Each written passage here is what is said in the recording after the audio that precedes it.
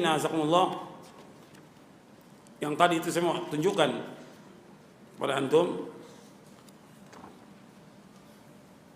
tentang yang tadi, yang orang ini bikin kajian khusus orang-orang kaya aja. Orang miskin nggak boleh. Ini tertipu, ini dai-nya juga tertipu dengan orang kaya. Saya bacakan hadisnya, ya.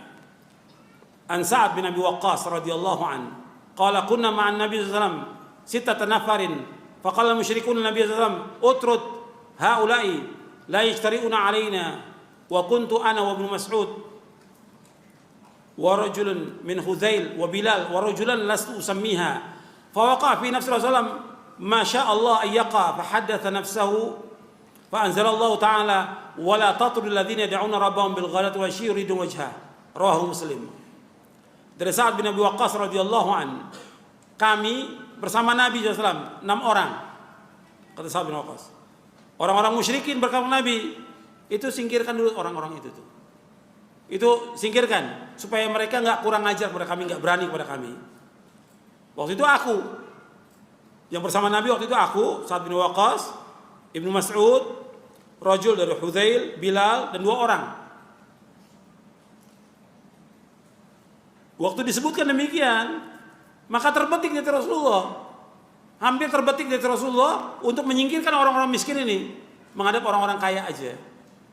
Maka Allah turunkan ayat dalam surah Al-An'am ayat 52, surah yang ke-6 ayat 52, wala tatrudil ladzina yad'una rabbahum bil ghadati wal 'ashyi yuridun wajha. Dan janganlah engkau usir orang-orang yang berdoa kepada Allah di waktu pagi dan petang, yang mereka mengharapkan wajah Allah. Ini di ayat 52. Saya bacakan ayatnya. Wala tatrudil ladzina yad'una rabbahum bil ghadati wal 'ashyi yuridun wajha. Ma 'alaika min hisabi min syai' wa ma min hisabika 'alaihim min syai' fatatrudahum fatakuna minadh dhalimin. Dan janganlah kamu mengusir orang-orang yang berdoa kepada Rabbnya di waktu pagi dan petang, yang mereka mengharapkan wajah Allah. Tidak ada tanggung jawab kamu untuk menghisap mereka, dan juga nggak ada bagi kamu untuk bertanggung jawab atas mereka sedikit pun juga. Lalu kamu mengusir mereka, kamu menjadi orang-orang yang zalim. Artinya memisahkan yang seperti ini antara orang kaya dan orang miskin. Allah sebutkan apa di sini? Zalim. Semua orang yang sudah tahu akidah, tahu manhaj, pengen ngaji atau enggak? Semua pengen ngaji. Kalau di masjid kan semua bisa ikut ngaji. Tapi ketika di hotel, kan enggak semua mampu bayar. Kenapa di hotel? Kan dia juga sedih. Saya juga pengen ngaji. Kenapa? Dibedakan ke orang-orang kaya. Atau di rumah orang-orang kaya. Kan orang malu datang ke rumahnya. Pakai permisi dulu, pakai ini. Kalau masjid enggak. Cukup assalamualaikum duduk. Tapi kalau di rumah kan enggak. Nggak enak. Nanti kalau nggak bawa sesuatu, nggak bawa makanan, nggak enak. Akhirnya hanya orang tertentu yang ngaji. Nggak boleh yang seperti ini. Dalam Islam nggak boleh. Bahwa kita berdakwah untuk semua manusia. Maka yang perlu ditanyakan tentang dakwahnya. Dia niat dakwahnya benar apa tidak ini? Dia mau ngajak orang ke sorga atau tidak? Kenapa dibedakan? Para ulama nggak ada yang seperti itu. Saya gabung dengan kaum muslimin di masjid. Nggak ada bedanya. Dia punya jabatan, punya kedudukan, dia punya pangkat, punya harta, semua sama. Seperti kita sholat. Sholat ada nggak orang kaya safnya di depan, orang miskin belakang? Ada nggak? Nggak ada. Semua sama. Ketika haji juga demikian, semua sama dengan pakaian ihramnya mereka. Nggak ada beda. Nuntut ilmu, semua juga sama. Nggak ada orang kaya depan ustadz, orang miskin belakang. Nggak ada. Semua sama. Ini ibadah kepada Allah. Begitu juga ngaji. Ngaji ibadah bukan? Ngaji ibadah, nuntut ilmu ibadah, nggak boleh dibedakan. Ini juga peringatan kepada ustadz-ustadznya juga ini, orang-orang kaya dan ustadznya nggak boleh dibedakan. Juga kepada panitia pengajian, ini panitia pengajian juga punya masalah juga ini. Ya, karena yang bikin masalah juga banyak panitia pengajian, yang bikin porak-poranda di antara salafin juga panitia pengajian, yang ngadu domba juga di antara mereka. Maka mereka harus taubat kepada Allah dan sadar.